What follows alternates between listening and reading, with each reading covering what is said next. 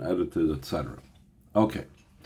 B'siyat Shmaya Yom Hey Parshas Yisrei Chamish Asar B'Shvat Tavshin Lamed the Sam Maimer from the 15th of Shvat Tavshin Lamed again it's Parshas Yisrei.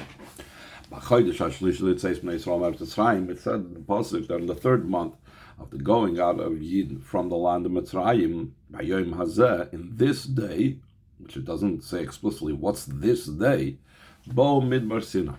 They came to the wilderness of Sinai. So what is this day that the pasuk is talking about? It's brought down the Gemara Ksiv Hacha. It says over here, Bayom Hazeh Bo Midbar Sinai. In this day they came to Midbar Sinai. It says over there in Parshas Boit, where it talks about the mitzvah of Kiddush HaChodesh, it says this month is the head of months. So just like over there it uses the word Hazeh, and by us it uses the word Hazeh, so it's a Gzeirah Shav Mala Halon Rosh Chodesh, just like over there, where it says the word Hazeh by the idea of by Parshas Boit, where it says by Kiddush HaChodesh, it says B'yom Hazeh. So the same thing over here, where it says that B'yom Hazeh B'al Midbar Sinai, it also is referring to Rosh Chodesh, that was in the third month. What day of the third month? It was on Rosh Chodesh. In other words, Rosh Chodesh Sivan is when they arrived in Midbar Sinai. It's known, the analysis of this, Mashanam, Bayom Hazeh Stam, it just says, Bayom Hazeh. What? It could have said it simply. It could have said it on the first day of the month. It doesn't say that. It chooses to use a very enigmatic, very concealed term of, in this day. And the only way how we know that it's Rosh Chodesh is because we derive it from a Gzeirah Shav.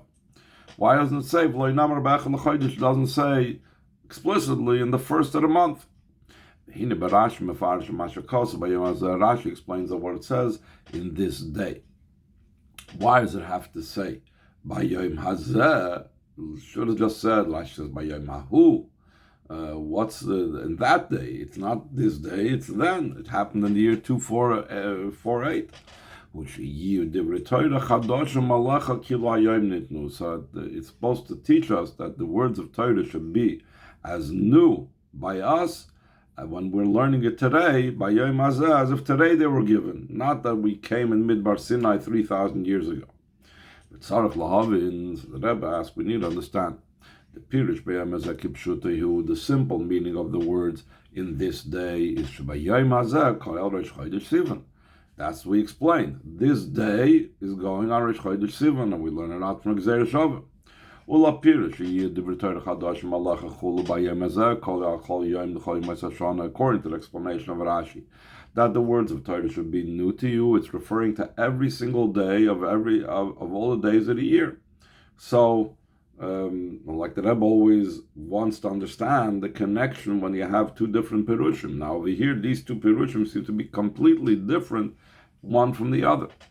Also, we have to understand, like the analysis in many Mamor, how is it possible that the words of Torah should be every day, it should be considered something new? That how much more so that it should be not just like new, kechadoshim, but actually it should be new. How could it be that you consider it that it has to be actually new? So he says, after the Torah was given more than 3,000 years ago, how could it be such a thing that a person should consider it completely new? The Rebbe goes on to explain this. Seemingly we can explain this according to what's explained in Mamor, that by the same title of בחודש הזה באו מדבר סיני, בחודש השלישי, etc. בפירוש הכוסף, in those same Mamorim with this title, explain what it says at the beginning of Matan Torah, Vaydaber Elokim, Eis kol Dvar Malchus, that Hashem spoke all these matters or all these words to say. So lamer, to say, is very difficult. The Tevis lamer pasuk. What's the meaning of lamer in this pasuk? Is shepirusha, who it means shalimud Torah. Kol advarim ha'ela yibay from the lamer, that the Torah study, all these words that he's about to talk about, the study of Torah should be in a way of to say. What's it mean to say? Lachzer advarim, top in the next page, HaKadosh Baruch Hu omer achshav, to repeat and say over the words that Hashem says now. In other words, usually, like the Mamarim ask, usually when it says lamer, it's because Hashem spoke to Moshe, and he told Moshe and Aaron to give over the words to the Bnei Yisrael. So that's why it says lamer, to tell the Bnei Yisrael. But since all the Yidden of all generations were here, so therefore, why does it say lamer? So we have to do the lamer. It's being told to us, so we should say it in the future. We should repeat it. Like it says in the pasuk Tan, we learned about this yesterday, I believe, that my tongue will respond and repeat what you're saying. Torah is considered your saying. It's considered what Hashem is speaking. It's Hashem's speech, it's Hashem's words. My tongue will respond like a responsive reader when you repeat after a chazan, like someone that responds after someone that says it. The same thing it says, lamer, that we have to respond and say over what we heard from Hashem. Based on this, we could answer the question, how is it possible that we could re-experience it like before? Therefore. And again, we had this, I believe, in yesterday's Maimer, just like there. By Matan Torah, it was with fear and being scared and so on. And awe, Afkan, so too, when a person learns, every time when he learns Torah, he should experience the same emotional awe of Hashem when he's studying Torah. How come? Because in truth, the same event happens again. HaKadosh Baruch Hu omer dvar malchus mamish k'b'shas Matan Torah. That when a person is learning now, Hashem is saying these very words now in the same manner that He said it by Matan Torah, and therefore, just like by Matan Torah, there was all this awe and fear. The same thing now when a person learns. So the Rebbe says, "V'gam zeh tzarich bir," he says in line 7. Also, this we need an explanation. The kivim shedvar shal HaKadosh Baruch Hu chayim v'kayom la'ad b'li shum shinui. Since the words of Hashem live and exist forever without any type of change, what is added and what is something new and novel by saying it now when the person is learning it another time? What is gained? What is the fact that Hashem is saying it now? It's everlasting. If we would say the Torah is not everlasting, it was just a one-time event, Hashem said it then, so then we say, no, Hashem didn't just say it then, Hashem says it now when I'm learning. But if we're saying anyway that regardless, Hashem's words are everlasting, they're always there, they're always in existence, so what do I bring to the table by saying and causing Hashem to Gavyochel say it again right now? Ois Beis, line 11. This will be understood by prefacing the well-known medrash that Rebbe always brings down, that what took place by Matan Torah was Mashal Melech. It's a metaphor for a king, that the citizens of Rome should not go to Syria, and the citizens of Syria should not go up to Rome. So too, when Hashem created the world, He decreed and He said, that the heavens are the heavens for Hashem. The earth He gave to people. So in other words, there was a demarcation, a distinction, a separation between the two. When Hashem wanted to give the Torah, so He nullified this decree of the heavens and earth being two separate things. He said that those below should go up to above, and the above shall descend to below. I will be the one to begin this process. Shenamar, like it says, Vayer Davayel Har Sinai, Hashem descended on Har Sinai. So instead of being Kaviyachol and Shemayim, now he descended down here. And the opposite as well, that the Tachtoinim went up above. And he told Moshe to go up to Havai. That's the indication of the Tachtoinim, of those below, going up above.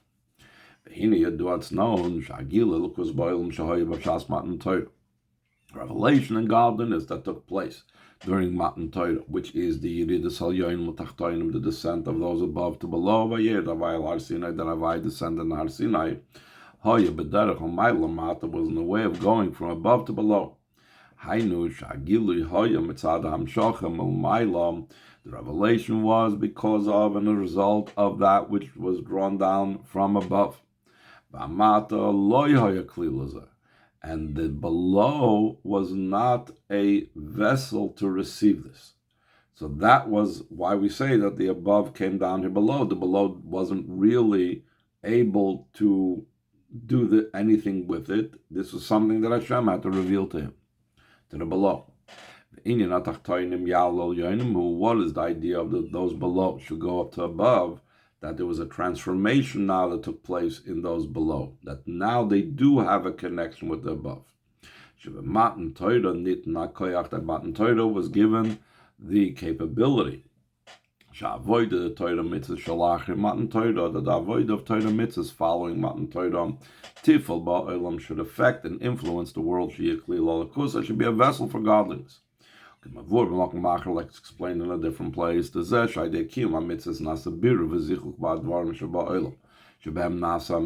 fact that we say that when a person fulfills a mitzvah, so he refines the object and he refines the physical matters with which one is fulfilling the mitzvah. Va'ad, to such a degree does he refine it and elevate it, that the actual object that you perform the mitzvah with becomes an object of a mitzvah. How is that possible? How is it able for such a thing to take place? That the physicality of the world should be so refined? Why they nisinas koyach miuchedes, top of page Zayin, through a special type of empowerment, shenitna b'matan Torah, that this was given b'matan Torah because Hashem descended from above, and he allowed and he caused that the below should rise upwards, that he empowered the world to be able to become transformed and elevated. The kivin שהמצווה רצונו של הקדוש ברוך הוא והדברים שבעולם שבהם נעשים המצווה בין ערך לגמרי, since the mitzvahs, which is the will of Hashem, and the items of the world that when we perform the mitzvahs are totally incomparable. Therefore, so that the mitzvahs should be able to affect a change and a transformation in the worldly items.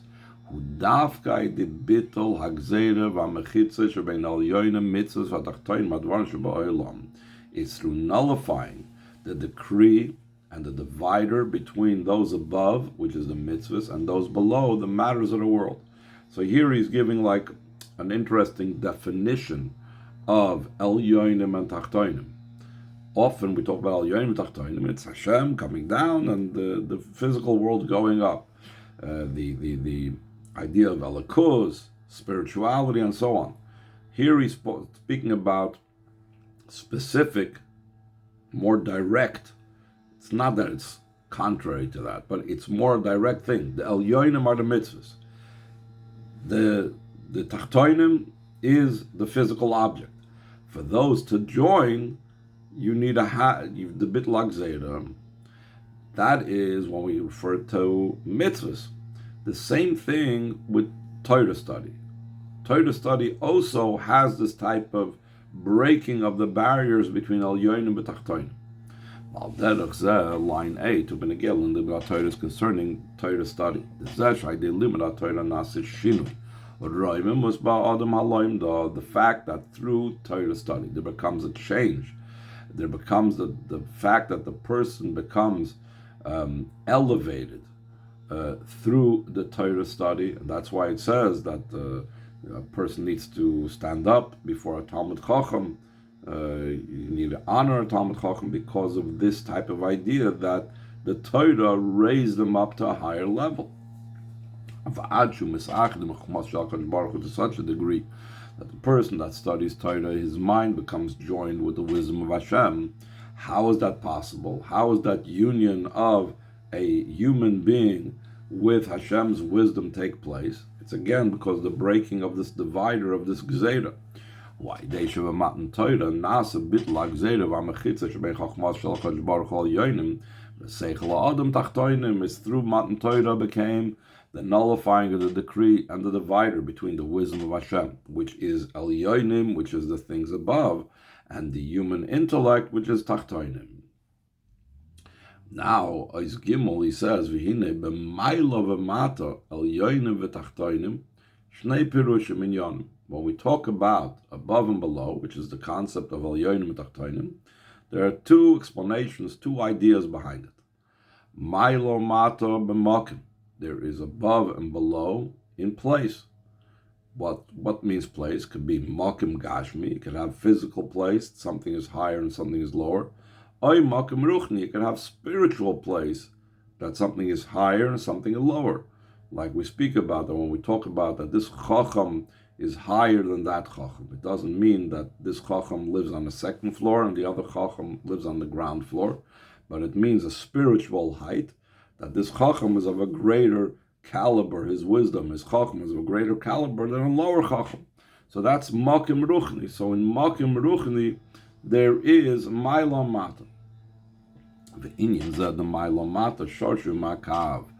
The whole root, the source for the idea that there could be things that are distinguished in such a type of fashion, that there's higher and lower, this all comes from the kav. If there would have been a drawing down of godly light into the worlds without the intermediary, without the agency of the kav, of that line that came out after the Tzimtzum edition, all the worlds would have been the same, because it's only the line that makes the different stages. There's the top of the line, the next level of the line, and so on and so forth. But if the Torah itself would have come straight down, there would have been no distinctions. There would have been no Mailam Mata, El Yonim V'Tachtoinim. So that's one concept of Mailam Mata, one concept of El Yonim V'Tachtoinim, higher and lower levels. Ba'id Pirush 919, Mailam Mata, another explanation, the idea of above and below. Sheklolis Inim Eschalkus, Mailam Mata, the Mokim Nikr B'Shem Mata. This general idea of division, that there should even be the concept of above and below in space, even a spiritual space, that all is called mata. The very fact that you could start dividing it and cutting it into parts and making distinctions, that itself shows that it's below. Because above is beyond the idea of divisions. Before we were talking about that there's divisions. There are higher levels and lower levels. That's one way of talking about al yonim v'tachtoinim ma'ila mata. Now he's talking about there's a different way of looking at ma'ila mata. Whenever you have divisions, that's called a rei mata. The very fact that it has divisions, that's a rei below. Something that is Maila means there's no divisions whatsoever. So he says in line 22, that like it's not like it's known, the explanation in the Tikkun Zohar that says the infinite light of Hashem is high, high above to no end, and below to no end. The lamata mata who urge b'chinas gvul. That below, that's the light that's already has a boundary to it, which is Shoresh HaKav. Even though we're talking about the Eid and Sof before the Tzimtzum, but in the Eid and Sof Lifnei Tzimtzum, there's already the root for the Kav.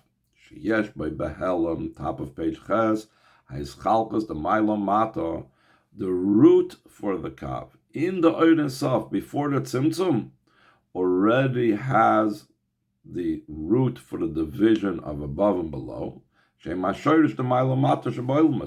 root, that source in the Eretz before the Tzimtzum for the Kav is already the root for the fact that's going to be the above and below in the world. So this is all the idea of Ein Sof Lamata Mata Den Tachlis. In other words, the idea of Mata, the idea of the Mata aspect, the Tachtoinim aspect that's to be found in the Ein Sof Shlifnei Tzimtzum.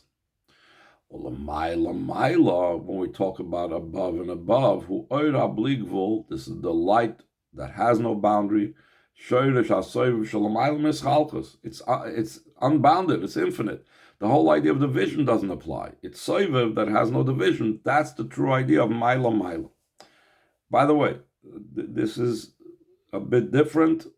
It cannot be connected. It's not the point, but it's a bit different than what we were talking about in the previous Mamarim of the Basel Agani Mamarim, but Maila, and Ketzel Mata and Tachlis. Don't try to mix the two together. Here we're just talking about Lamata Mata and Tachlis means the root in the Ein Sof for the Gvul.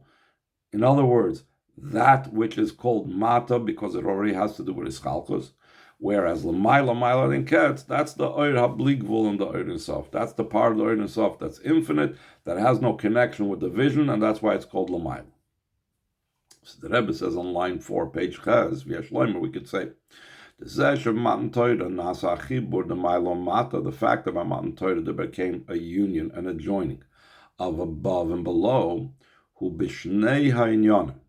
Again, we spoke about that there's two ways of talking about Maila Mata. One way of talking about Maila Mata, Hachibur de Maila Mata sheba oilamos, which is Makim, that there's the above and below in the worlds, and by Matan Torah there was the joining of Elyonim v'Tachtonim, the joining of above and below in place, in whether it's physical or spiritual space. The Bechlolis in general, this type of joining of Maila Mata in place, the Maila Mata of the first definition of Maila Mata, Hu Achibur Da'atzilus, the Bri Yitzirasiyah. It's the joining of the world of Atzilus and the worlds of Biyah. Atzilus is considered Maila and higher on the Kav, for example, than the worlds of Biyah that are called Mata. So you have the joining of Maila Mata to place by Matan Torah. It includes and has also the joining of Atzilus and Biyah. And not only that type of joining, but we can go even higher. Line 8, it's also the joining of the infinite light that's beyond the worlds with the light that has some type of connection with the worlds. That is a joining of Maila and Mata, again, in levels, in space, in spiritual space. Okay, as it's known, the idea of mitzvahs that are after Matan Torah, what do they accomplish? Through them becomes the joining of Kutchabrichu and Shechina. Kutchabrichu is the spheres of Atzilus, the Shechina is Malchus, which has to do with Biyah, so it's the joining of Atzilus and Biyah. It's also Kutchabrichu. Kutsha is going on, that's Kodesh, it's totally removed, and Shechina is enclosed in the worlds, so that's Yichud, Soivim, and Malach. It's the joining of the light that's infinite and transcendent and the light that permeates the worlds. So that is all in the first meaning of Maila Mata in place. That is what Matan Torah accomplishes, the Yichud Elyonim v'Tachtonim, the Maila Mata, within already this chalkus of Maila Mata in space. In the next days, tomorrow, we're going to learn about the other meaning, the deeper, the higher meaning of Maila Mata, that Maila means something that's completely beyond any type of Seder, of Ishtalshlus, anything having to do with divisions, whereas Mata has to do with the idea of divisions, and how that's joined by Matan Torah.